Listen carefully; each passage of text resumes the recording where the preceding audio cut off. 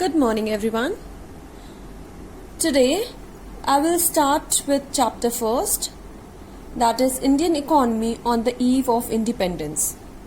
In this chapter, I will teach you various points, that is introduction, low level of economic development under colonial rule. Here, colonial rule is British rule, okay? Then I will tell you that before independence, what was the condition of agriculture sector, what was the condition of industrial sector, what was the condition of foreign trade, demographic condition, occupational structure, infrastructure, positive contributions of British rule, as well as I will teach you state of Indian economy on the eve of independence. Okay, so basically what do you mean by eve of independence? That means before independence, the condition of Indian economy, जो भारतीय अर्थव्यवस्था थी, उस वो just independence से पहले कैसी थी, क्या कंडीशन थी उस समय भारतीय अर्थव्यवस्था की. ठीक है, तो आज जो हम लोग पॉइंट्स कवर करेंगे वो इंट्रोडक्शन होगा. ठीक है, फिर जैसे मैंने आपको बताया इंट्रोडक्शन के बाद मैं आपको बताऊंगी low level of economic development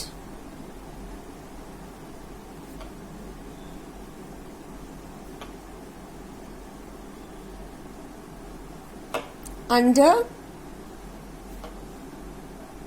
colonial rule, okay? As well as I will try to cover agriculture sector.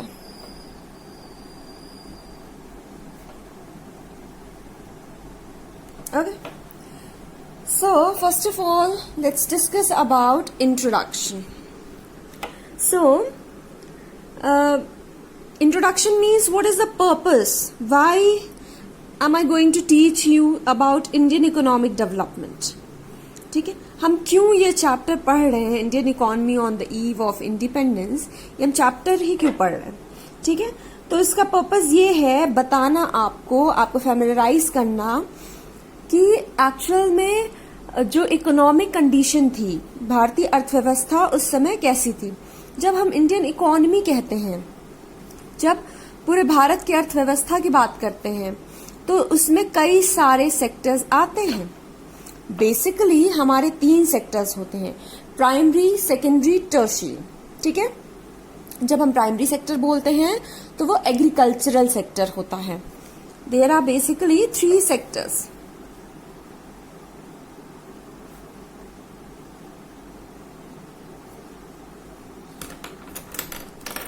Okay,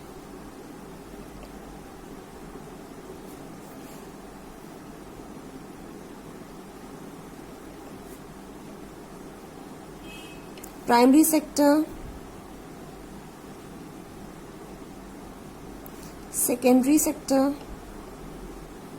and third one is tertiary sector.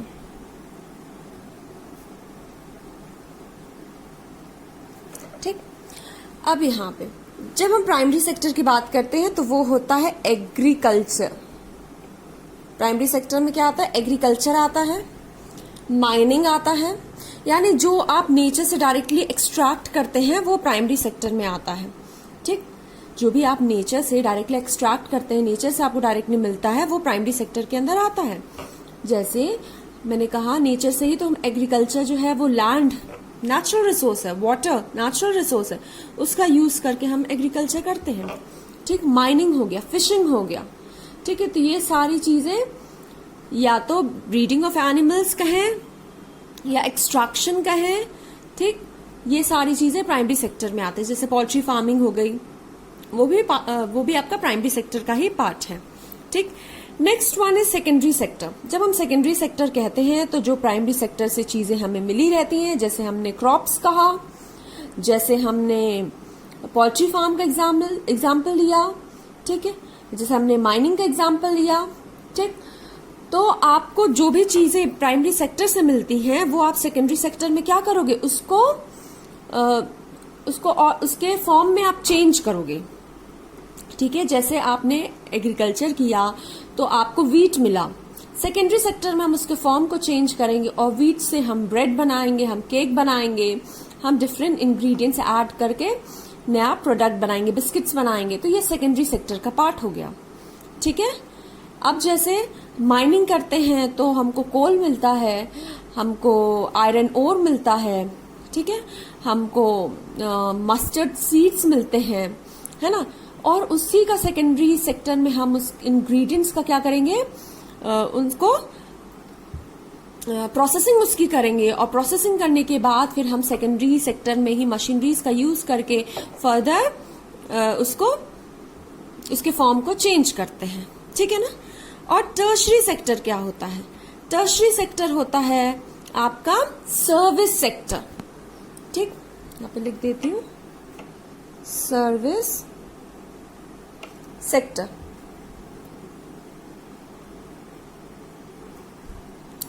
ठीक है,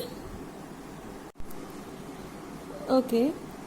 So after this, these are the three sectors, and what is the purpose? I was telling you ना। तो जब भी हम previous किसी चीज के पास्ट के बारे में हमको कंप्लीट इन्फॉर्मेशन होगी, तभी हम उसके करंट टाइम के जो कंडीशन है उसको समझ पाएंगे कि अभी कितना डेवलपमेंट हुआ है। ठीक है, जब हमको पता रहेगा कि इंडिपेंडेंस से पहले इंडियन इकोनॉमी की क्या कंडीशन थी, तो हम समझ पाएंगे कि गवर्नमेंट ने 5 ईयर प्लान्स जो अडॉप्ट किए थे वो क्या सोच के अडॉप्ट किए थे। ठीक है, और कैसे कैसे धीरे धीरे, जैसे आपने ग्रीन रिवॉल्यूशन का नाम सुना होगा, फैमिलियर होंगे इस टर्म से, तो कैसे ग्रीन रिवॉल्यूशन आया और फिर कैसे एग्रीकल्चर सेक्टर में बहुत ज्यादा चेंजेस आए।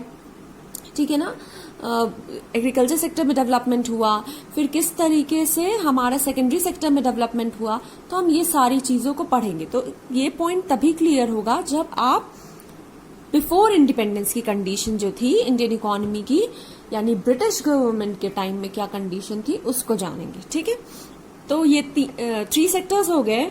अब इसके बाद से ब्रिटिश रूल जो है, जो हमारी कंट्री में ब्रिटिश रूल जो है, उसका ओरिजिन कैसे हुआ। Okay,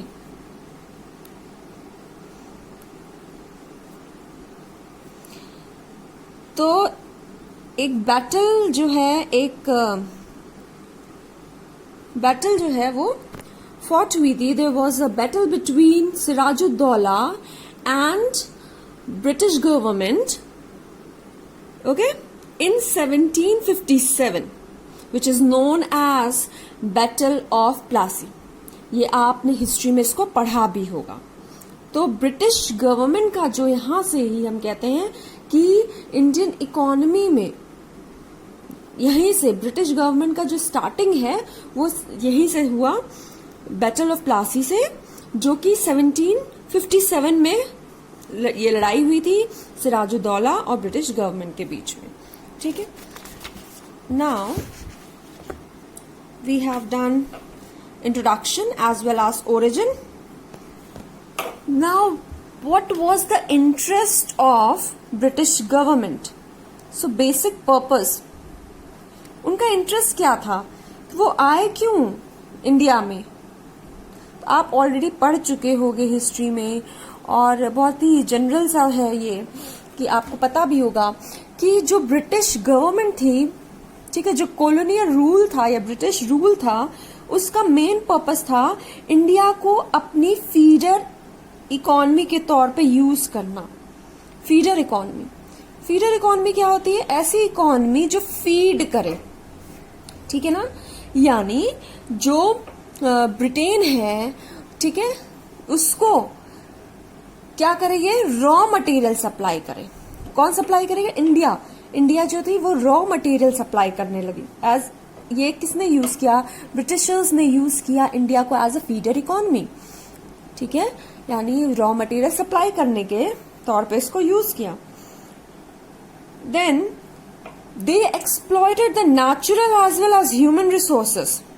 because India was considered as a golden bird, सोने की चिड़िया हम इसको कहते हैं। क्यों?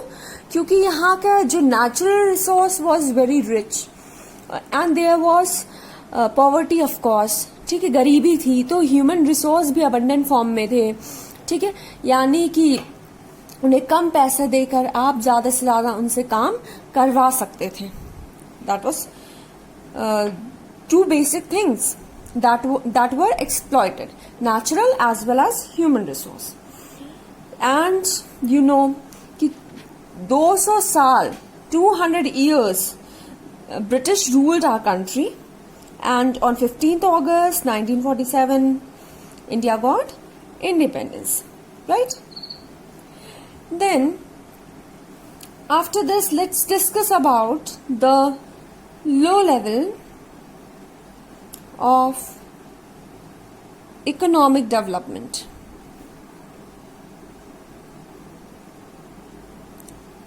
Under colonial rule, ठीक है। अब हम कैसे कहेंगे कि जो इकोनॉमिक डेवलपमेंट था कॉलोनियल रूल के टाइम में वो लो था, कम था, ठीक है, यानी ब्रिटिश गवर्नमेंट के टाइम में जो इकोनॉमिक डेवलपमेंट था इंडिया का वो that was low. Why we are saying like this?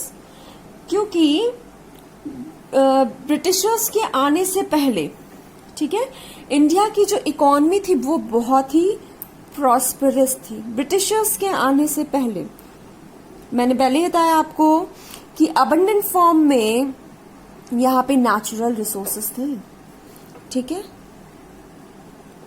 उन्हीं को तो उन्होंने क्या किया, एज अ एक्सप्लॉइट करना शुरू किया ना, ठीक। दूसरी बात, the basic source of occupation और source of income was agriculture. तो एग्रेरियन जो इकोनॉमी थी, AGRARIAN, एग्रेरियन,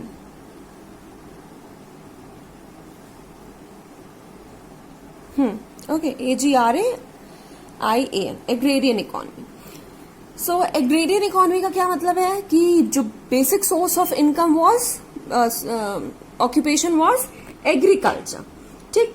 इसके बाद से जब हम कहें तो जो सेकंड क्वालिटी थी वो थी कि हैंडीक्राफ्ट, क्योंकि यहाँ पे अभी मशीनरीज का यूज नहीं होता था, ठीक है ना, क्योंकि यहाँ पे अभी आप जानते हैं इंडस्ट्रियल रिवॉल्यूशन बाद में हुआ था और तब जो है हैंडमेड टूल्स का यूज हुआ करता था, और इंडिया जो है बहुत ही फेमस था अपने हैंडीक्राफ्ट इंडस्ट्रीज के लिए। जैसे क्योंकि यहाँ पे कॉटन और जो सिल्क है वो अबंडेंट फॉर्म में था, तो इसलिए हैंडीक्राफ्ट आज भी बहुत फेमस है इंडिया का, है ना। So British government or you can say the colonial government, what they started using all these resources for their own economic interest rather than using them for development of Indian economy. Okay, they transformed all these resources for the benefit of their own economy, ठीक। यहाँ पे आपका जो economics में जो भी syllabus है वो बहुत ही कंसाइज वे में टू द पॉइंट है, बहुत आपको हिस्ट्री की तरह से डिटेल में नहीं पढ़ना है कि क्या क्या स्टोरी थी, ये नहीं, की पॉइंट्स यहाँ पे बस आपको ये, क्योंकि एक आपको इंडिपेंडेंस से पहले की कंडीशन बताई जा रही, तो बहुत ही शॉर्ट में और की पॉइंट्स हम यहाँ पे बस डिस्कस करेंगे। Next one is low level of national income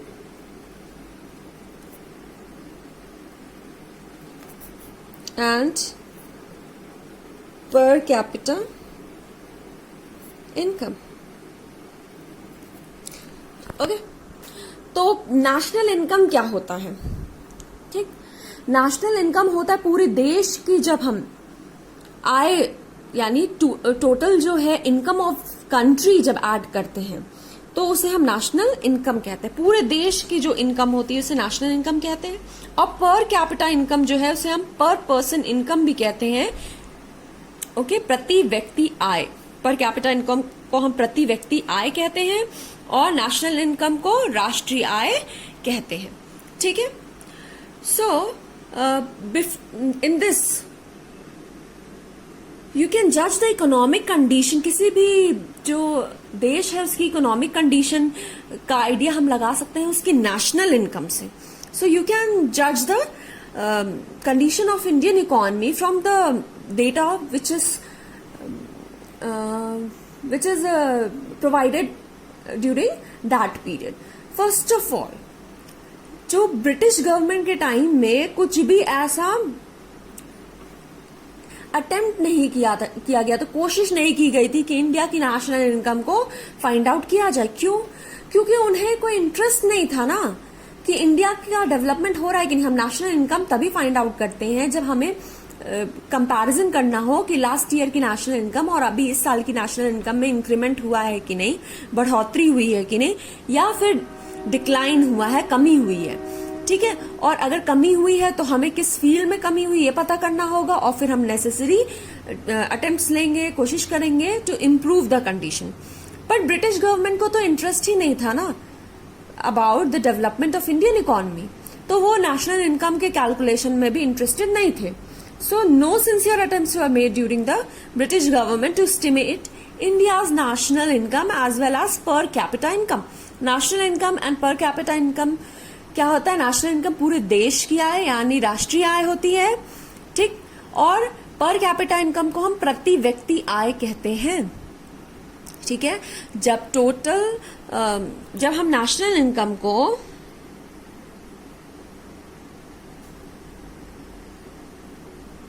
divide कर देंगे टोटल पॉपुलेशन से तो वो हमारा क्या हो जाएगा? Then it will be per capita income.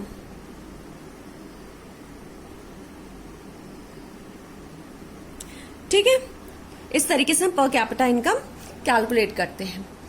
लेकिन अब यहां पे जो दूसरी बात है कि कुछ दिनों बाद कुछ ऐसे एक्सपर्ट्स थे जैसे दादा भाई नारोजी थे, ठीक है, विलियम डिग्बी थे, फिनले श्रीराज थे, ठीक है, और बहुत ही फेमस जो VKRV राव थे, ठीक, RC देसाई थे। इन लोगों ने कोशिश की थी कि वो नेशनल इनकम का कैलकुलेशन करें, ठीक है ना। लेकिन इसमें जो डॉक्टर राव थे उनका जो कैलकुलेशन था उसको ही हम सिग्निफिकेंट मानते हैं। सिग्निफिकेंट यानी वही हमारे थोड़े काम का है। बाकी जो लोगों ने कोशिश की थी, RC देसाई हो, दादा भाई नारोजी हो, इन लोगों ने जो कोशिश की थी नेशनल इनकम को फाइंड आउट करने की, पर कैपिटा इनकम को, that was not significant. Significant यानी रिलेवेंट नहीं था, वो हमारे उतने काम का नहीं, हम उस पर इतना यकीन नहीं कर सकते हैं उस डेटा पे।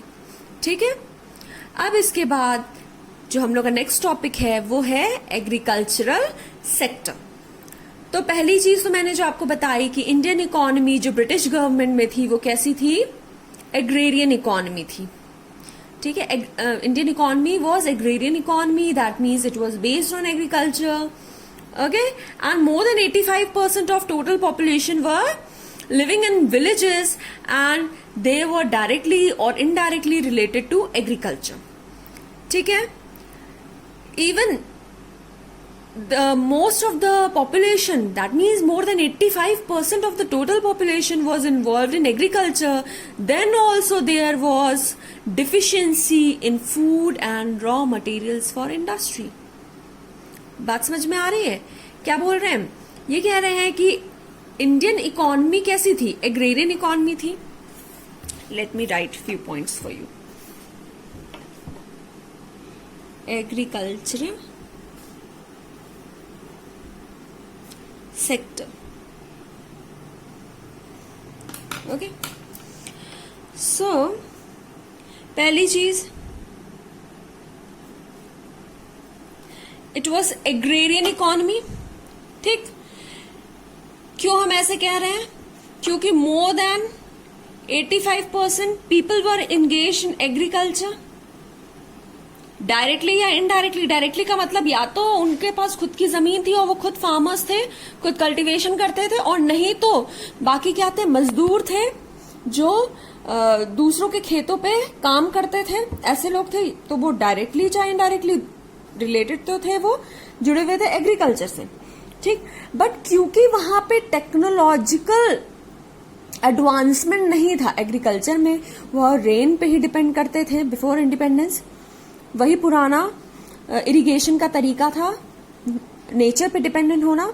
कभी किसी साल बारिश हो, किसी साल नहीं हो, है तो स्टैग्नेशन की जो कंडीशन थी वो थी, वहां पे स्थिरता थी, ठीक है। डाउनफॉल था, ग्रोथ नहीं था। दैट मीन्स जब हम रेनफॉल पे डिपेंडेंट होंगे तो बारिश अगर जिस साल नहीं होगी तो हमारी फसल पूरी खराब, ठीक। तो जो लैंडलॉर्ड से फार्मर्स ने, पीजेंट्स ने जो पैसे लिए थे वो उसको पे बैक नहीं कर पाते थे, और इस तरीके से वो हमेशा लोन में दबे रहते, कर्ज में दबे रहते थे।